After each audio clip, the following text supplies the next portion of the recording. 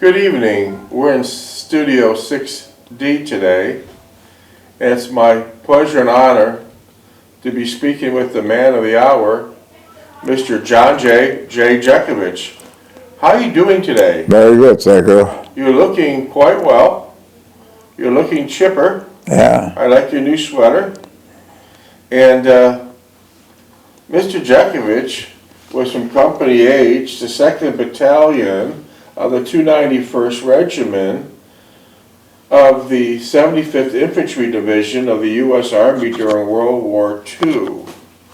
Today is a special day in the Army history.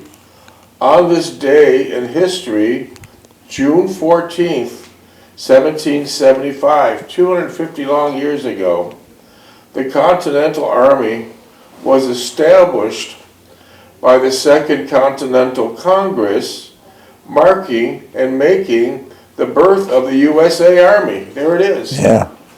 Yeah. George Washington was appointed as its first commander-in-chief. Imagine that. Wow. You blinked at 20 and now you said you had 100. Now you said it's 80 years have gone by. 250 years have gone by since the Army was started. Yeah. This is absolutely amazing. Mr. Jeckovich is a highly decorated infantry soldier. He was in World War II, the Battle of the Bulge.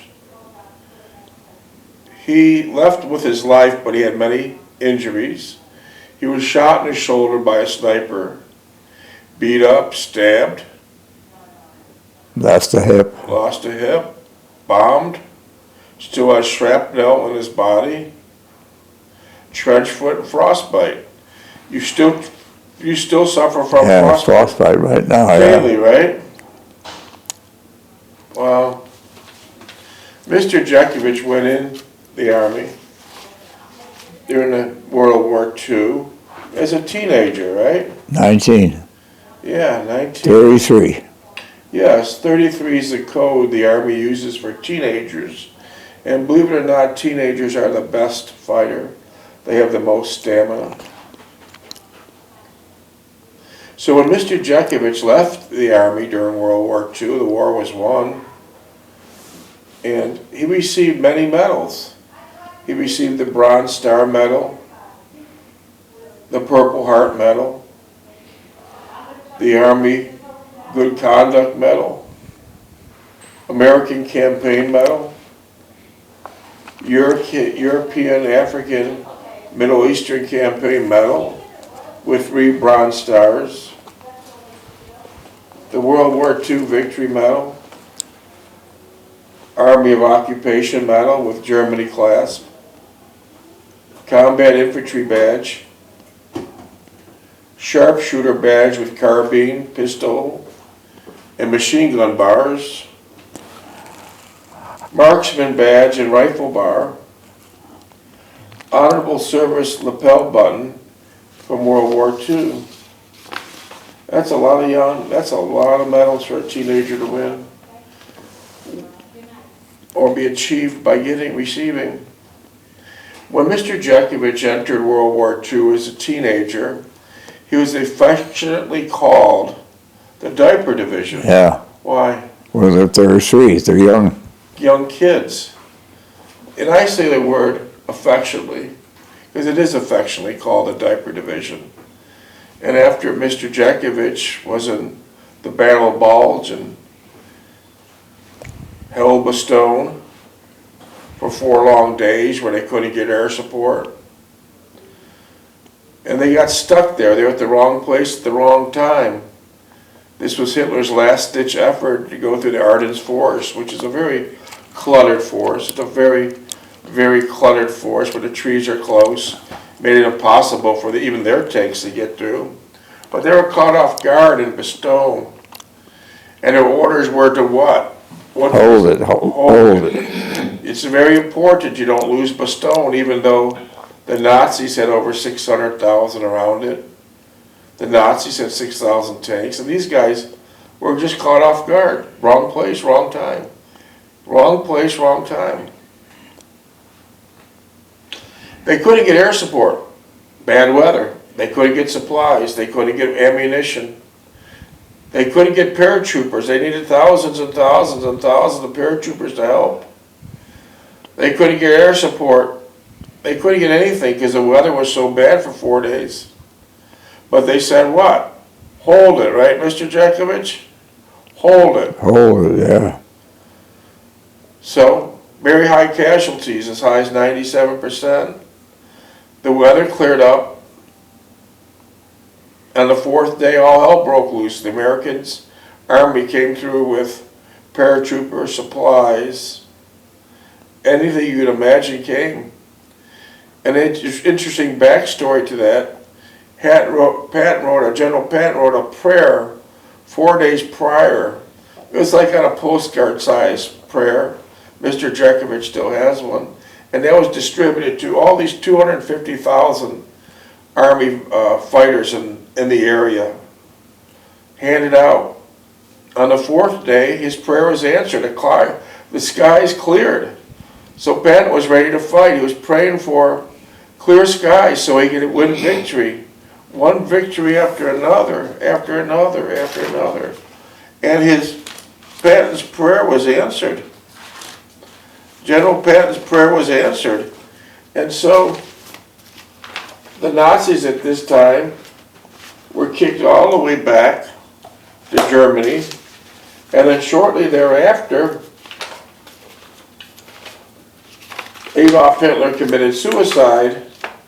And that was pretty much the end of the war in the European theater. Do we have a prayer back there? But In that pile? We have that prayer? I don't know if I have it. There's a prayer, Patton's prayer. It was in this pile there. I don't I'd like to read it on this day. It's very important. A copy that Mr. Jeckovich saved of the prayer. And so in the beginning he was affectionately called the diaper division. And now he's referred to as the bloody bastards of Bastogne because they held Bastogne. Great loss. All the snow was red in blood, driveways blood, dead bodies on every 2 or 3 feet. 22. But they had Bastogne. But let's read the prayer. This is the actual prayer that Mr. Jeckovich saved in his backpack for all these years from General Patton, sent out to 250,000 young men in the area. And the prayer says this, Patton's praying for weather to break. Prayer. Almighty and most merciful Father, we humble and beseech you, thy great goodness, to restrain these immoderate rains and snow with what we have to contend. Grant us weather for battle. Grant us weather for battle. Graciously hearken to us as soldiers who call upon thee, that armed with thy prayer we may advance from victory to victory and crush the oppression and the wickedness of our enemies, and establish thy justice among men and nations. Amen. This is the prayer Patton wrote. On the 4th day, the skies cleared, right? yeah, Do you remember reading that prayer back then? He asked all Yeah, the yeah. soldiers to read it. Devastation in Bastogne. 90% casualties. Death everywhere. But now the skies open up. And the first thing that Patton said after the prayer was answered, it was kind of unusual and kind of strange to use God's name in vain, but it's the exact words from General Patton. When the skies cleared up and they were ready to fight, Patton said, God damn, prayer answered. What a great day to kill some Germans. What a great way to kill some Germans. yeah, What a Patton, great day yeah. to kill some Germans. So at that point, Mr. Jeckovich survived it. And he's referred to then as the bloody bastards of Bastogne. No more the diaper division. No more the diaper division. 250 years went by since the Army was formed. And Mr. Jeckovich was a good part of it. He was a great part of it. I was reading some notes here from the government when you were drafted. Most of your files were burned in Ohio about 30 years ago. Yeah, that big office there, You yeah. lost a lot of your files, but I recovered some of them. And one of them was your draft papers. And at that time there, you were weighed in at 187 pounds. Yeah, How much you weigh now? 151. You have a lot of catching up to do. Yeah, Huh? 187. Well, and the good news is, if you tried your uniform on now, it fit loosely, yeah, which is really nice. That's a bonus. Because most people, when they get older, they get heavier. And their uniforms won't fit, but your uniform would still fit. And as your draft papers reported here, you were a sheet metal worker as a teenager before entering. yeah. I worked with my uncle, Who was that? Uncle Andy. Uncle Andy? Was that Andy Targus or Andy Jeckovich? Andy Targus. That was your mother's brother. Brother, yeah. Did he ever serve in any armed service? Or No, anything? no. No. And tell us a little about Uncle Andy. He's an interesting man. Well, he was a smart man. Tell us. 3rd grade education. Yeah. And what did he know how to do? Put in dust collecting systems, sheet metal work. I knew every factory in Buffalo and Niagara Falls. So, when you worked for Croysdale, your Uncle Andy was kind of like the foreman, Yeah, and they would do sheet metal work in every factory in Niagara Falls and Buffalo, correct? yeah, That was a good inside information you had, yeah, because when you got out of the service 4 years later, you knew what factories to work in and what factories not. yeah. My uncle got distressed because I didn't go back with him. Oh, and Uncle Andy was very sad, Yeah, because you went to Kimberly-Clark instead. yeah. Well, that was the cleanest place. Yeah, so it was the cleanest place. So you had the inside before you had to go put in any job applications 17. and that you wanted to be in Kimberly-Clark. Yeah. Would you have taken a job at Hooker? No. What was Hooker like? Chemicals, you had to wear a mask in your face. Yeah. An interesting fact about Hooker Chemical, they're actually responsible for Love Canal. During World War II, they dumped tons and tons of radioactive trash in parts of Niagara It Falls. was a dumping ground. A dumping ground. It's on Buffalo Avenue in Hyde Park. It's about a mile long. The plant is about a mile long. And back then, all the factories had painted their windows black, right? Yeah, yeah. To this date, if you go by, the windows are still painted black. Yeah. Yeah. Would you ever work at Carbide? Huh? Would you ever work at Carbide? No, Owen Matheson's? no. No. You went to the cleanest place. The cleanest chemical, yeah. An interesting story you said about a year and a half ago in one of our, I think our 20th or 30th reading. You said your grandson is working there, Yeah, he's there. Yeah, he's doing the same job I did. He's a 5th ed, yeah. but an interesting fact was the break room and the kitchen situation, you said, that was there 70 years ago, is the same one today. Same one, yeah, right Did on you say the Niagara Street. Yeah, but you said there was some type of step down to go in the break room. It's a sloppy It place. didn't change. Yeah, Wow. 35 years you worked there, right? yeah. How'd you get to work every day? Walked, What happens if there's a big snowstorm? walked, What happens if there's a big rainstorm? walked. Your car tires never touch that parking lot? No, No. Wow. You did a lot of walking in Niagara Falls. yeah, When you were in high school, before you were drafted, you went to 2 high schools simultaneously. high school in the afternoon, in the morning, and Croton in the afternoon. Yeah. And then go to Kresge's after that. SS Kresge's on Main Yeah. Street. So Mr. Jeckovich did a hell of a lot of walking. Maybe that's why he's 100 years old and looking fine. Maybe that's why he's looking tip-top. So you left your house at 3063 Orleans Avenue. You went to your first high school, which was Niagara Falls High School. Yeah. How many miles was it from your house to Niagara? 4 miles. Huh? 4 miles. And then from Niagara Falls High School, around noon, you went to your second high school, which was Trot Vocational High School. About 4.5 miles. What did you take in Trot? Huh? What did you take in Trot? Trot? What subjects? Electrical. I took electrical. Is that how you have the trade today? Because from Trot? Yeah. What were some of the name of your students, or the students with you, or what was the name of your teachers? What? When you went to Trot, what was the name of your teacher? Cecil. Was he a good teacher? Oh, he was a good teacher, yeah. Do you remember any of the students? Any of the students? Yeah.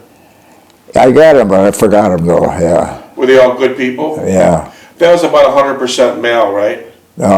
All men. All men, yeah. No ladies learning. No. I think today it'd be different. You probably have a lot of ladies learning electricity. Yeah. And then from Trot, you worked at SS Kresge, which is like a 5 and dime store. Yeah. And that was on Main Street. How many miles was that? That was 10 miles. Yeah, because that was all, you had to pass high school, Niagara Falls High School. Then you had to keep On Fall Street, yeah. So you walked about 18, 20 miles a day. Yeah. Look at the shape you're in, holy Christ. Look at the shape this guy's in. He reads 3 newspapers in the morning. And then I delivered papers at night. You did, on top of that, you delivered newspapers at night? Polish Jasinski. What was it called? Polish Jasinski. Polish paper. There was no English. No English. Wow, and how many subscribers did you have? I had probably 400. Wow. Did you make a lot of money delivering papers? Well, if I got collected, I didn't get collected a lot of times. Did the people not want to pay? No, they said I paid you and I'll pay you next week and all that's nonsense. So even back then, people were trying to get out of pay. Yeah. But those were all Polish people, and Polish people are noted for being the best cooks. Oh my God, the Polish people know how to cook. Did you have like the beautiful aroma of food cooking in these houses? Oh yeah. Some of them were good, some of them weren't good, depending on what they were cooking. What wasn't good? I don't know what it was, had a terrible smell. So you got in and you got out? Yeah, I took a long breath before I went in.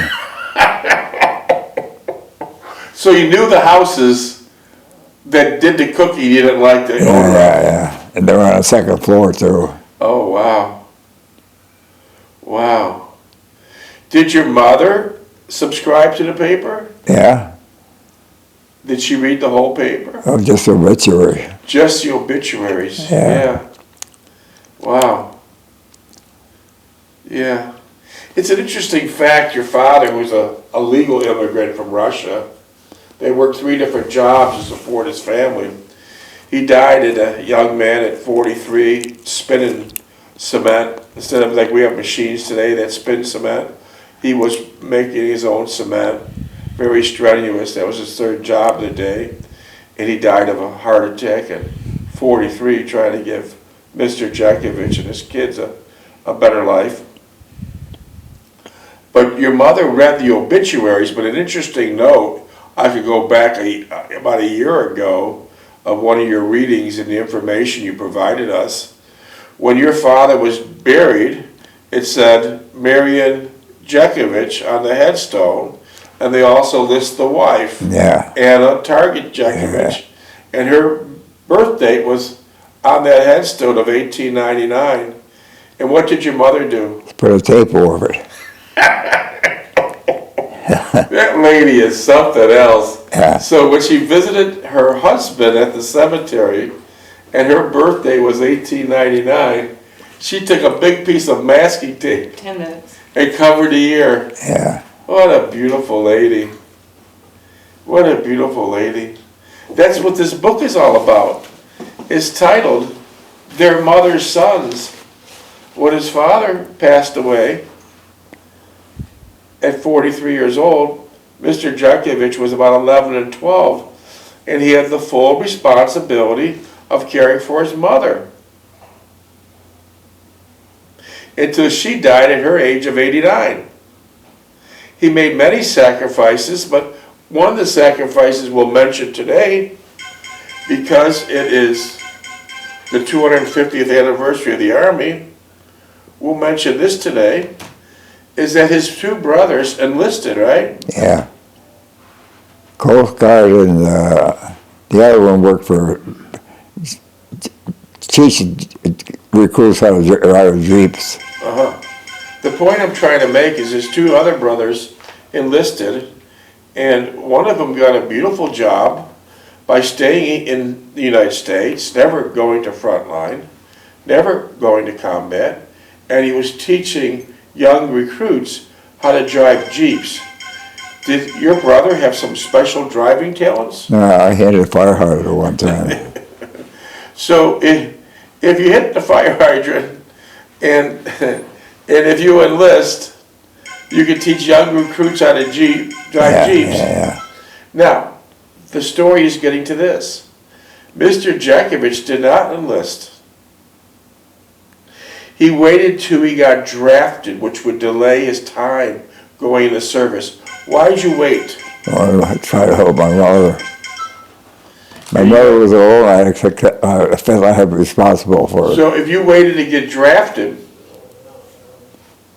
you would spend more time in New York with your mother, in Niagara Falls, New York, with your mother, right? Yeah.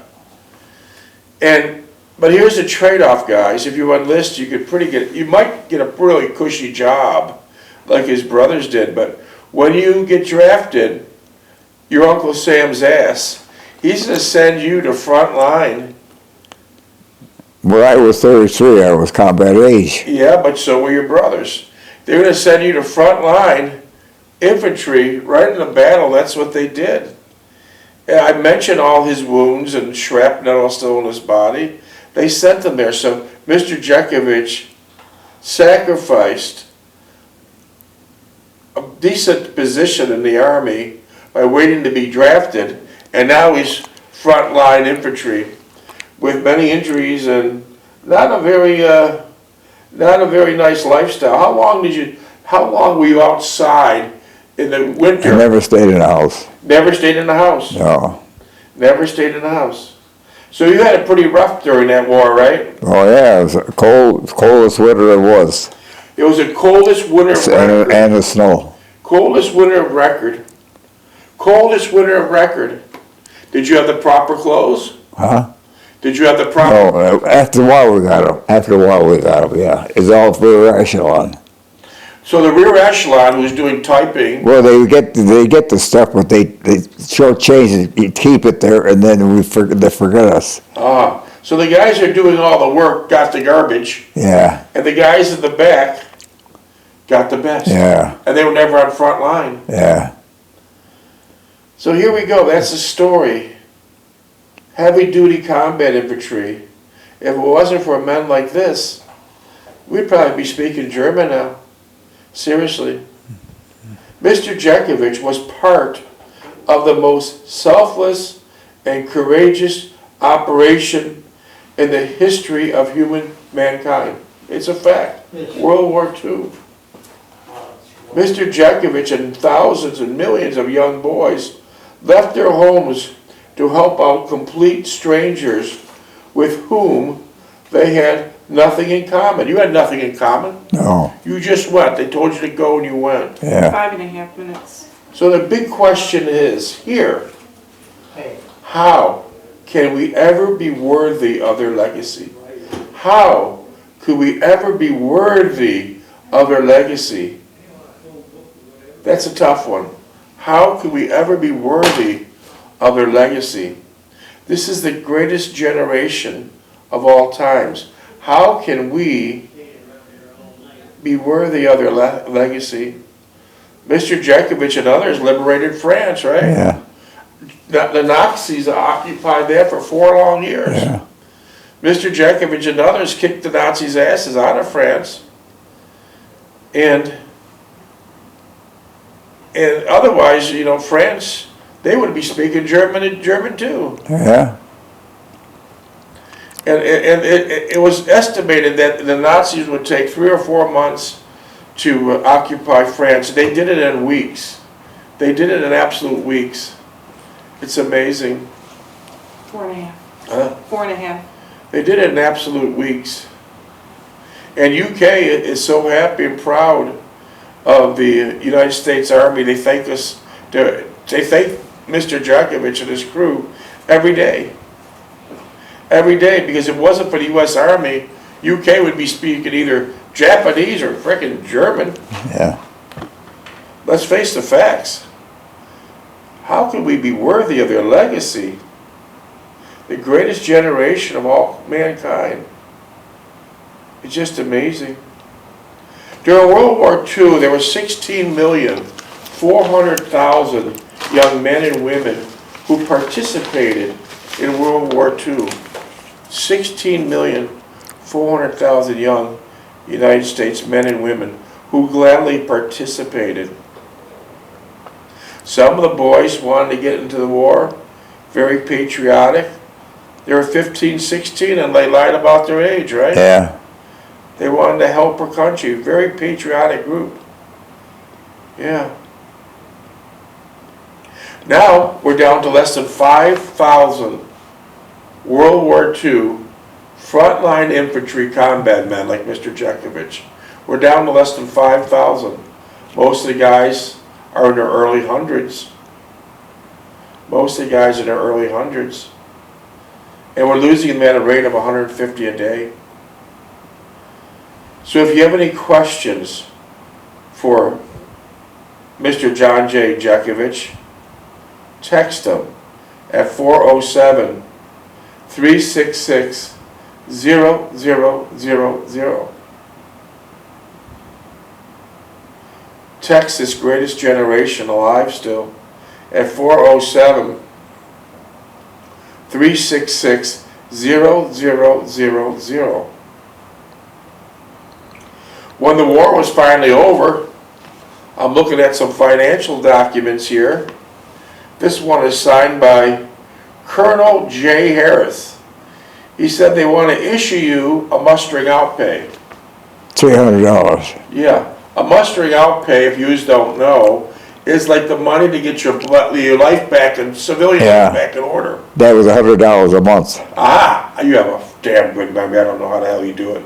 I'm reading these documents and you're ahead of me.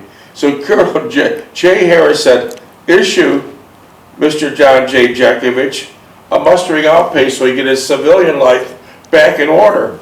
Give him $300. Yeah. But don't give it to him all at once now. Huh? Once a month. $100 a month for 3 months. Yeah.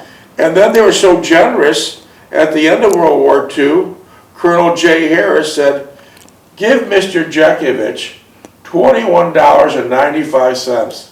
For bus fare. Bus fare home. Yeah. Could you imagine? Could you imagine? 1 minute, 20 seconds. And they did not complain. No. They did not complain.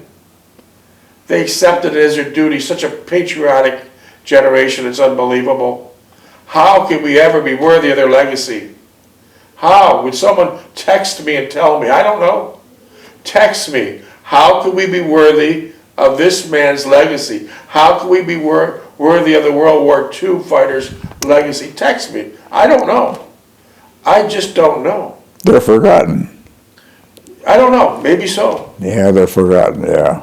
Well, you're not forgotten here. You're not forgotten. We're here to the end of the road. We're here until the wheels fall off. So you're not forgotten here. Plus, you're spreading all this wonderful information to the world right now. You're spreading beautiful information on how to live a happier and simpler life, a more wholesome life. You're doing a great public service. Mr. Jeckovich has... There's a history teacher in Maryland that is having all of his kids watch Mr. Jeckovich. Yeah. And they're all over the world. One wrote from Romania. Yeah. About loving and listening to you. So he's doing quite well. Yeah. And he loves his studio time. He gets dressed up in his brand new clothes every day. Yeah. All right? Yeah. right, we'll pick this up tomorrow. Well, you want me to